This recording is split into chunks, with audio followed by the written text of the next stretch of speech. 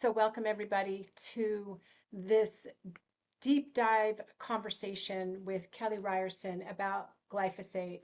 It is going to be facts, fear, and actions you can take. Kelly Ryerson is somebody that I have long admired, having been at the forefront of revealing information about glyphosate.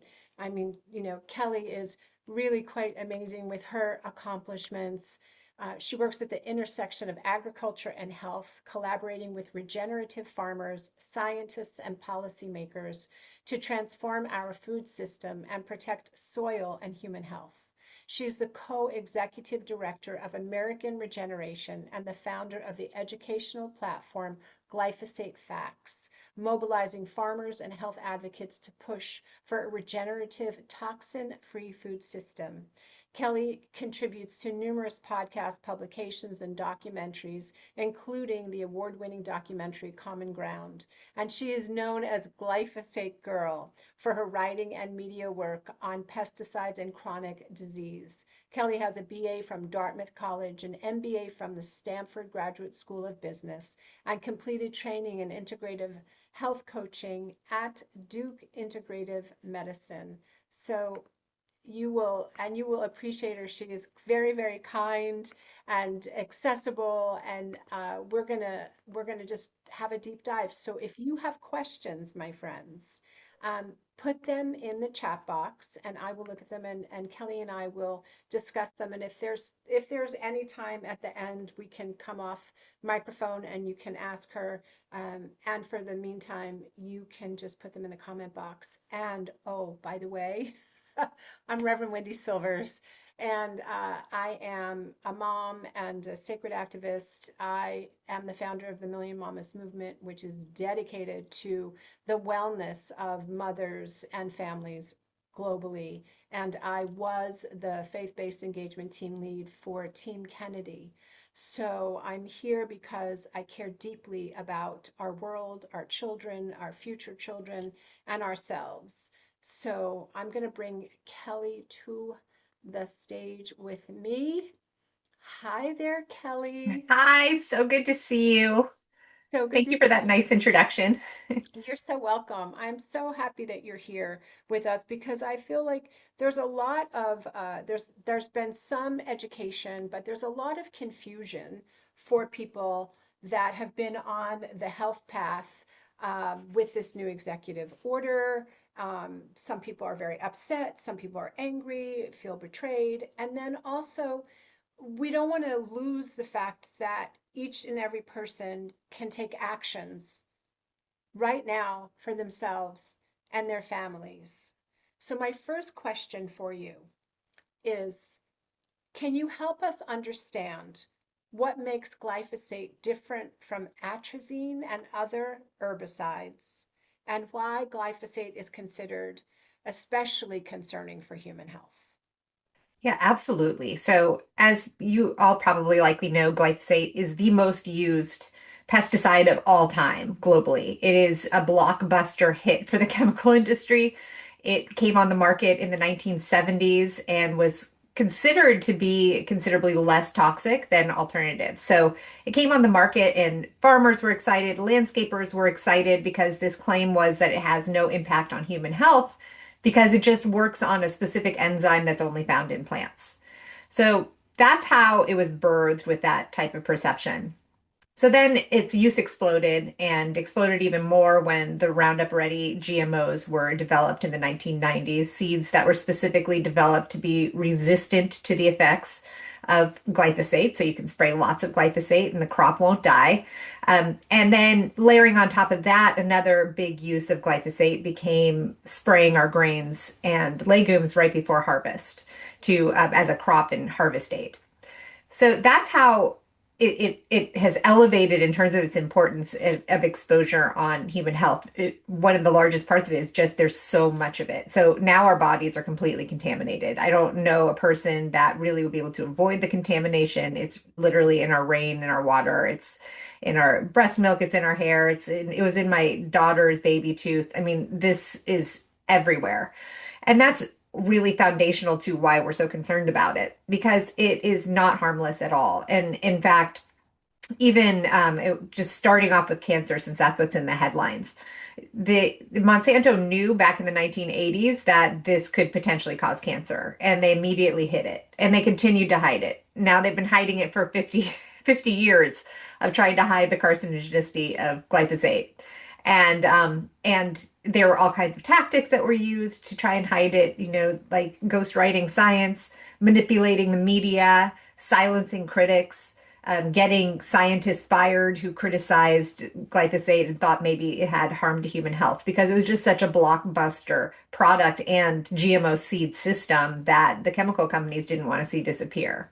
So but on a baseline level, just talking about health, the different impacts are really broad. And that is what's really wild when you start going down the rabbit hole of this chemical, because it's not just cancer, it's connected to liver disease, kidney disease, it crosses the blood-brain barrier, has been connected to infertility, to just a broad range of neurological conditions.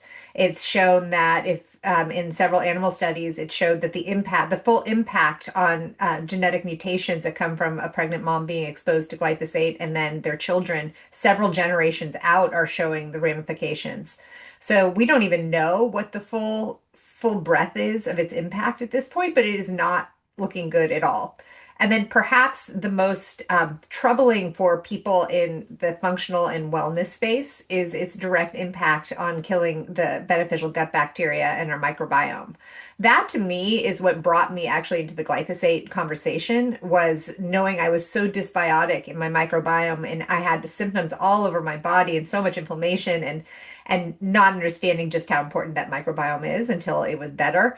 And now we know that it is a really peculiar type of antibiotic, glyphosate is, in that it goes into the microbiome and selectively kills our beneficial gut bacteria, the very bacteria that we are buying probiotics to get into our body. So the lactobacillus. I mean, it's just wild. It's killing us, but then it's also peculiar because it allows the pathogenic bacteria like E. coli to proliferate. So if you're eating this all day long and you are expecting to have a healthy gut with no food allergies, no problems, it's just a losing proposition. And that's something the EPA has never looked at. They haven't even started to consider the impacts on the microbiome. They're just straight up looking at cancer. Yeah. Thank you. That's a ton. I mean, just that the fact, what I've heard is that the gut is the first brain. And what happens in the gut affects the brain, affects your thinking. And then when you marry it with it crossing the blood-brain barrier and all of these different chronic health. I mean, I had chronic health issues in my 20s and my 30s, and I'm certain, and that's what got me on the path before I even became a mom. And my daughter's 25. So I was that mom that was reading labels and making sure. But I remember when I first heard about glyphosate, I was oh, my audio is faint. I was horrified that the government would sign on for this. And so my question is, what do we do? Now we have this executive order, which is supposedly for the farmers. Thank you, Helen. So, to really balance out what's happening, what can people do? I mean, this is just, a quarter of the people that are interested in this topic with us Yeah. today. I mean, so first of all, just to address the executive order, there's a lot going on with the executive order that is behind the scenes, of course. And this has something to do with farmers, but it doesn't really have to do with farmers. That's a convenient excuse. So what is actually happening is there's an assault on all fronts. And Thomas Massey went to the House floor the other day and said exactly this. Yes. And so, a group of people I'm working with are working with Thomas, and I was so happy he was able to get in there to counter this executive order. It's so awesome. But what's actually happening is that Bayer has been trying for several years, so this is even before Trump took office, to try and put a liability shield around glyphosate and other pesticides so we can't sue when we get sick from exposure. This has happened in both versions of the Farm Bill, the previous one, this one, they've tried to pass it independently in spending bills, its own bill. They've tried to pass it. They're right now trying to pass it in 21 different states. It did pass in Georgia and North Dakota. So Mm. if you get sick in those states from any pesticide exposure, you can no longer sue the pesticide manufacturer, ChemChina or Bayer. You cannot sue them. So we thought that given what happened around COVID and how we know President Trump felt about vaccine mandates, this seemed to be aligned that this administration would be opposed to any kind of liability shield. But what actually happened is that a few months ago, the White House told the Supreme Court they think that they should take up this glyphosate cancer case. Now, Biden had said, don't take it up. Mm. Trump said, take it up. And in favor of Bayer, thinking that Bayer should, and pesticide companies should have protection. Now you can imagine how Bobby Kennedy must feel about that. I mean, he was the one that sued Monsanto and has always gone to the And defense won. of victims and won. Won the largest payout in history. Totally. And so this was just very shocking. And it came though at the tail end. So the day before, Bayer had announced that they were coming up with a settlement. And there was going to be a settlement to close off these glyphosate cancer cases, at least through the settlement date. So they were going to pay off all existing people that were suing, but they had no plans for anything beyond that. So if you get sick after that settlement date for the cancer, then, they would have to deal with those lawsuits too, because they're refusing to put a cancer label on glyphosate. Still, even though it would absolve them of everything, you could still use it, but there'd be a cancer label warning. And so what you have to do at that point is come up with some reason why glyphosate shouldn't be ever, people shouldn't be sued for making glyphosate after that settlement point, because that's what they did with Agent Orange. So with Agent Orange, they saw, oh my gosh, we've created this catastrophe in our veterans and people that were exposed to Agent Orange. Yeah. So we need to make it under the umbrella of national defense and national security so that we can protect Monsanto. So that worked. And then people couldn't sue anymore with all these horrible repercussions from Agent Orange. Now you see that now this is being considered, glyphosate is now considered a national security issue. Yes. There are that there's specific wording in there that the Secretary of Agriculture can decide how far she does or doesn't want to take it to protect the manufacturers of glyphosate. And then on top of it all, we had a really expository report come out of US Right to Know that showed that Pam Bondi and Susie Wiles are directly connected and just recently worked with the largest lobbying firm that Bayer works with, called Ballard. And so now we know it's not necessarily, I mean, it may be President Trump, but we know that the real ones that are managing things, Susie Wiles and Pam Bondi, are behind this assault on us with pesticides. So that's Okay. shocking. Yes. Yes. Shocking. And I also, in the study, we may have looked at the same assessment, but the number one fundraiser for the Trump campaign is a man whose name I'm forgetting. You may know who I'm talking about, and he's one of the biggest lobbyists for this. Yeah, one of the very biggest lobbyists. Yep. And it's disgusting. And we have, several times President Trump has stood on stage and talked about how we need to do something about pesticides. And so, um, once again, going back to Bobby, I don't know how he's dealing with it because it's very undermining. But that all to say that that doesn't mean that we're done. And the upside of all of this is I've been doing this now for 10 years, talking about glyphosate in small like groups and in like high schools and colleges, and you're trying to spread the word. And um, and I have never seen so many people talking about glyphosate. So, in the weirdest way, this has Mhm. been the tipping point that we have needed for like since glyphosate was beginning. We went from last year, just in this, I did an assessment of just a week. So, in a week of February over the last, like, I don't know how far back I went, say like 8 years.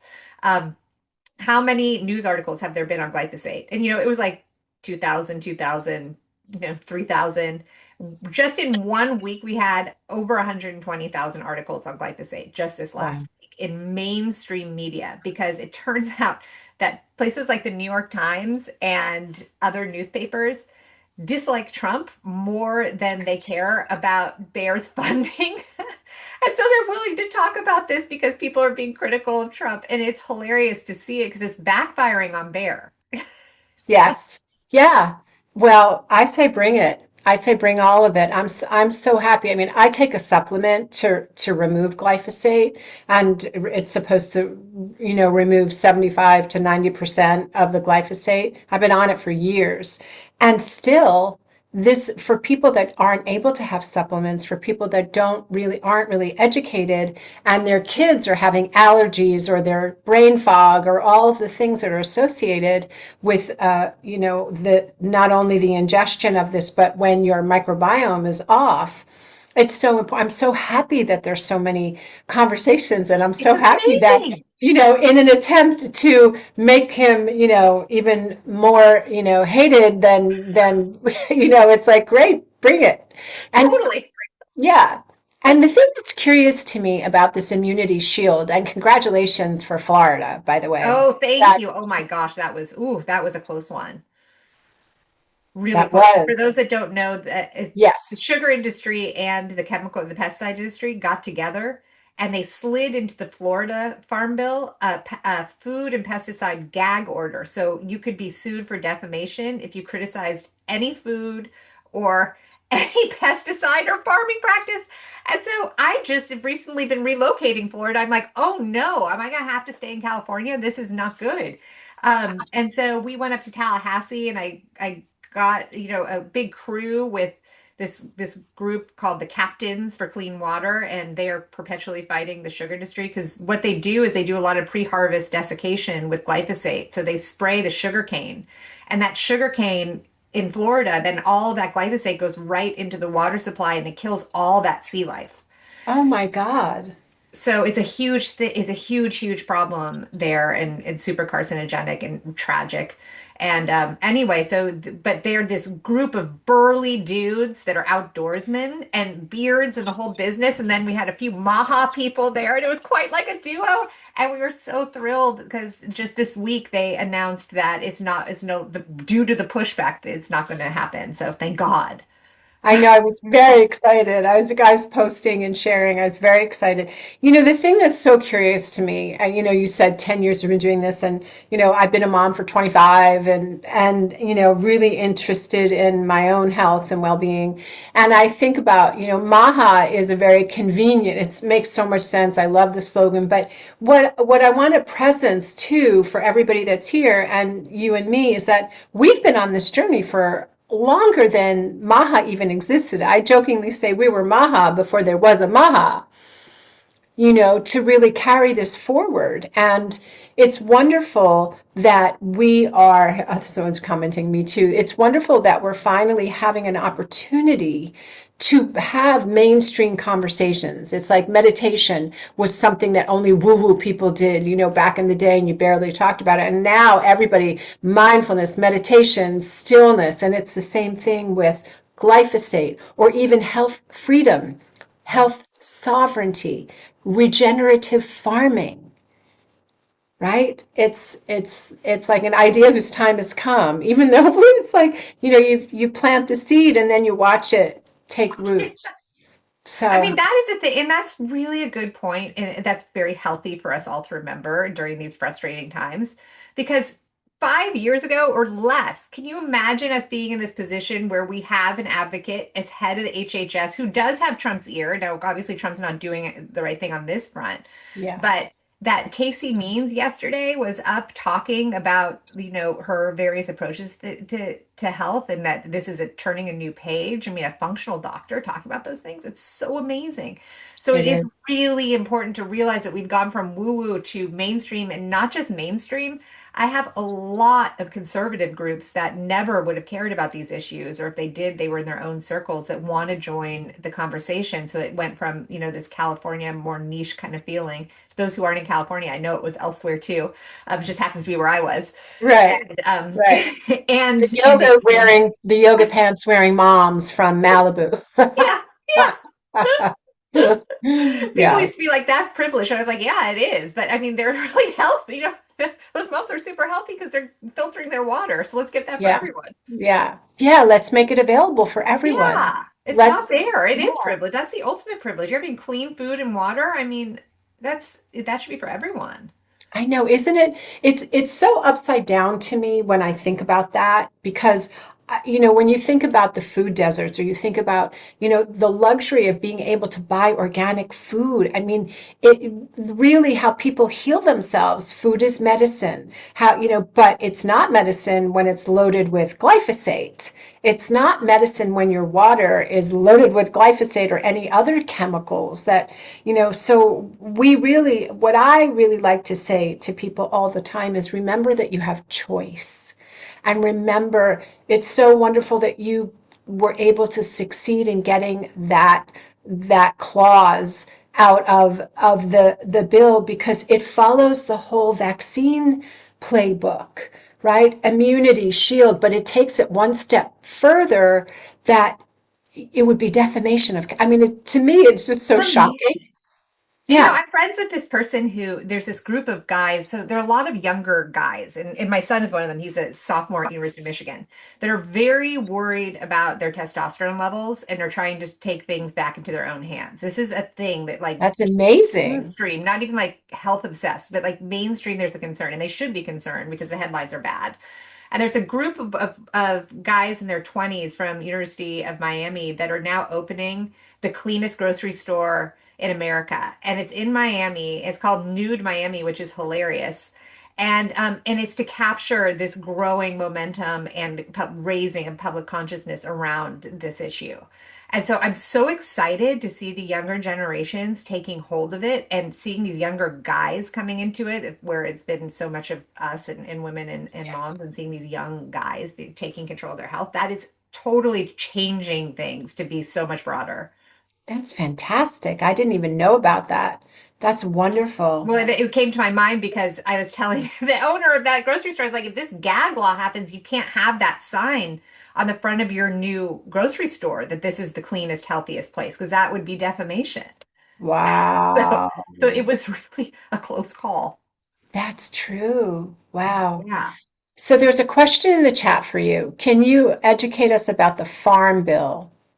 The Farm Bill, just for clarity, Lynn, are you talking about the Farm Bill that just occurred in Florida? Or are you talking about the executive order and Probably what the action? federal farm bill, I would guess. Okay. And then what action can we take in our states? So, Okay, so yeah, so that was the state. So the Florida Farm Bill is done, if that's what you're asking about. It moved forward with no concern. The federal Farm Bill is another question. And GT Thompson, who's head of the House Ag Committee, and they come up with all the text and write it, and then they put it out there for markup, it's called. Markup is when they discuss and they might put in amendments and they decide what are they going to send to the next committee. And 5 years ago, so there have been several iterations of this farm bill. We haven't passed a farm bill in many years. It's supposed to be every 5 years, but we haven't been able to have like agreement enough to pass it. And but the last version, GT Thompson and others also put in a liability shield, and this was before it was really on the radar. This was, I think, 2 years ago, and they hid it in like on page like something like 798, like just like two lines. of course. And I was like, wait, I was like marching around Congress. I'm like, this isn't good. People are like, what even is that? So we've come a long way in public awareness around that, but unfortunately, this version is even worse. So there are, I think, 4 or 5 different clauses in this farm bill that's coming out of the House. One is the liability shield. Another is to basically put off regulation of pesticides, to push it off for a longer period of time, several years, till you have to like really assess them. Another is to completely strip states and local rights to do any kind of pesticide restrictions or regulation. So that means all of us who've had success in our communities to get glyphosate or other chemicals off of school grounds, that will disappear. They will be able to spray wherever. So it's so beyond. And the hypocrisy right now that I'm really trying to push, because GT Thompson is head of that committee. He's staunch Republican from Pennsylvania. I actually tried to find someone that could challenge him because he's up for reelection. Unfortunately, he's popular. But he also marches around wherever he can talking about how pro-life he is and how we must protect children and the future of fertility and let people be born. And at the same time, he's dishing out this protection and expansion of pesticide use that literally kills. and hurts our kids and creates these cancer pockets and creates infertility. And I don't understand how you can, it's just so hypocritical. I don't know how you can balance both opinions. Yeah. Yeah.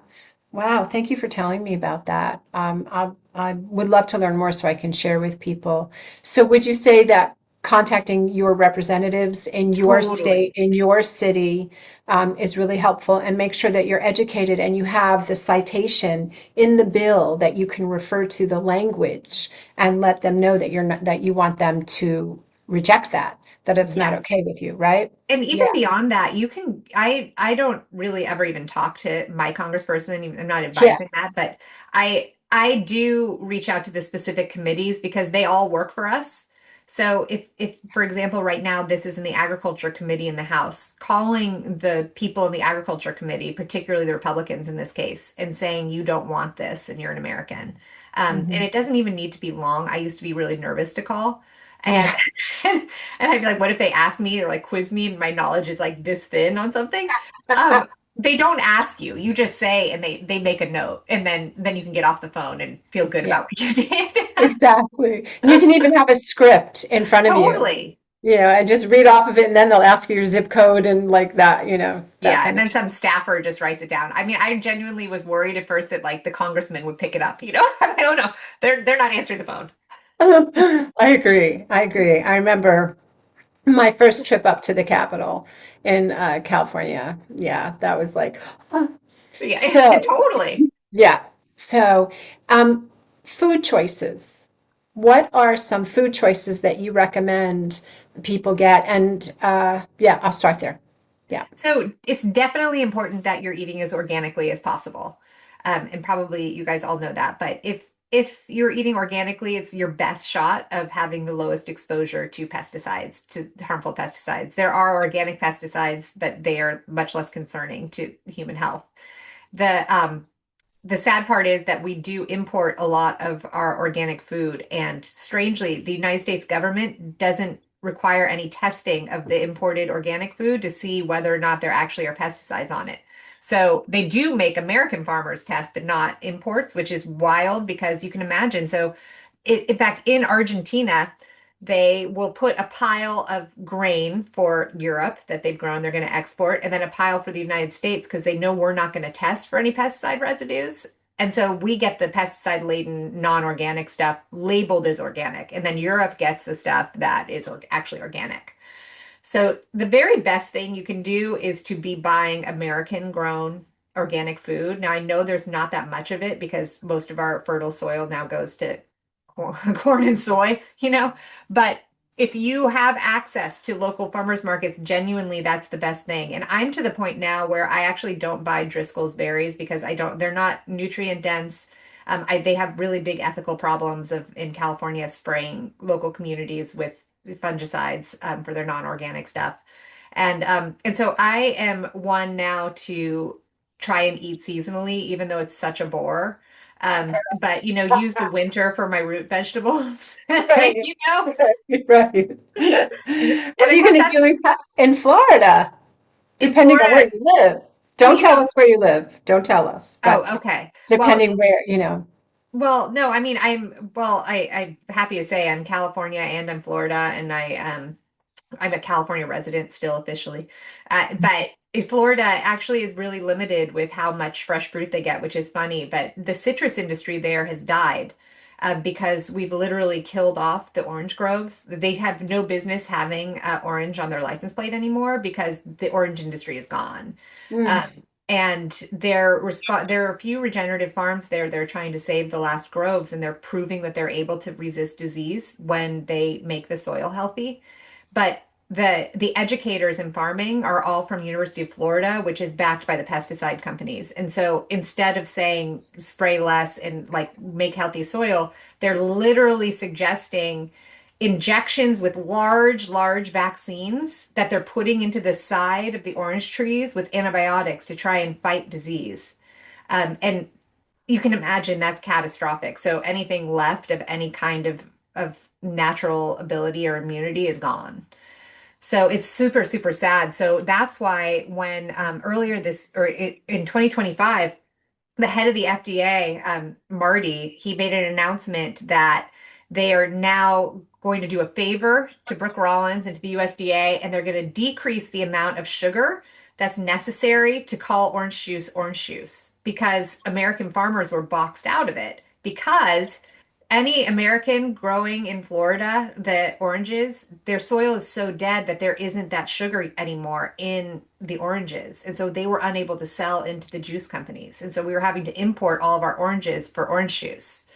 So, but no one connected those dots that maybe you should heal the soil so that we can have sugar again in our oranges. It was just wild. And I told Marty that specifically, and he looked at me blankly with absolutely no concern about that. I was like, okay.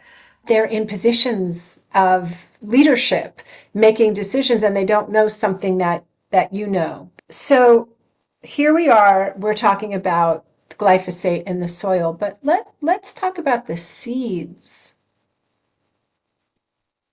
And the lack of seeds, the lack of seed supply. We have an enormous problem, and a lot of the farmers who I work with have shared this with me that when a farmer is deciding that they want to try regenerative agriculture and they want to decrease their input use, so they're just like at the beginning phases of trying to figure out how you do that. They a large majority of the seeds now that you can buy are dipped in neonicotinoid insecticides. That actually is what's at the base of the large scale pollinator collapse is that these seeds are all dipped. And so then when you put it in the soil, they fight certain insects and pests. So if a regenerative farmer is trying to regenerate their soil and grow healthy things, they can't be having neonics on their seeds. But it's almost impossible to source it at this point because all of those independent seed manufacturers were bought up years ago. And so now you just have a very, very few people that are in charge of the seed supply, and most of those have either been genetically modified or, just shut down because those companies didn't want any competition from the GMO seeds and I have seen a private equity group go in and try to back seeing this problem, a new seed company that is not going to be dipped and not genetically modified, trying to get back to some of those native varieties. But the Mm-hmm. problem is so many of those seeds were patented and locked up and trademarked or what have you. So the ability to use some of the seeds that we always have is now really it's halted. So that is really scary, and that's something that's happening globally, where the seed supply is, Bill Gates, of course, has his hands all over that because he saw well in advance that whoever owns the seed supply owns the world, really. Right. And unfortunately, that's not a benevolent person that would only want good things. So that's super scary. Wow. Wow. So in Just his so much. Yeah, it's so much to take in because I like to leave people with options. I like to leave them with feeling that they have, because I do believe we have choice. And I also really believe that education and information leads to transformation. So we're here and we're listening to all that Kelly is sharing with us, and it's a lot. It's a lot. And there's the post on X by Bobby, and then there's the executive order, and then you hear about Bill Gates and the seeds and the soil, and the solution is really being engaged and informed and going to those sources that where you're going to get that information. I certainly can share about the supplement that I take. No one has to take that. Do you take a particular supplement to remove glyphosate? So I don't take supplements for removing glyphosate, but this is how I keep myself healthy. So number one is, and this is true for my family, even my kids at college now, I send them with water filters. I just think that is the number one thing. I actually have more fear around some of the worst pesticides that are actually even more toxic than glyphosate. So in the world, glyphosate's the most famous, and it certainly is harmful and awful. But there are some of these fungicides and other things and actually some of the plastics that are also deeply concerning. So I look at it not so much specifically to target glyphosate, but how do I decrease my overall toxic load? And I really do that through what I'm thinking about with water, what I'm thinking about with food, what I'm thinking about with, my personal products, all of that, just knowing that I want to decrease my toxic load. And there's some, I know that some people believe in the supplements for glyphosate. I actually have talked to, and you've had luck with it, and I presume like you've been able to check your levels. There is a scientist who I met with who said that glyphosate won't leave your body until the cell dies because it's taken up into the cellular structure. So that's a 7 year thing. So if you are starting today, going to be eating more organically and you're filtering your water, you can at least feel that there's an end date to having this overall toxic load. But I also am really, really particular about making sure I take all of my minerals. So I have the zinc, the magnesium, the manganese. I take all of that because that is no longer bioavailable in most of our food because it's the glyphosate goes and locks up those minerals in the soil and makes them bio unavailable.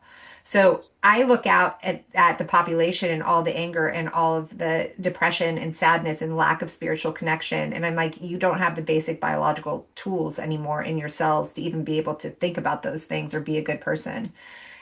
And so in fact I've always said that I feel like if you could mandate, and I know we're about health freedom, but if you could mandate magnesium baths for every single person for a week, I think you would see this huge calming situation go because we just people don't have it anymore.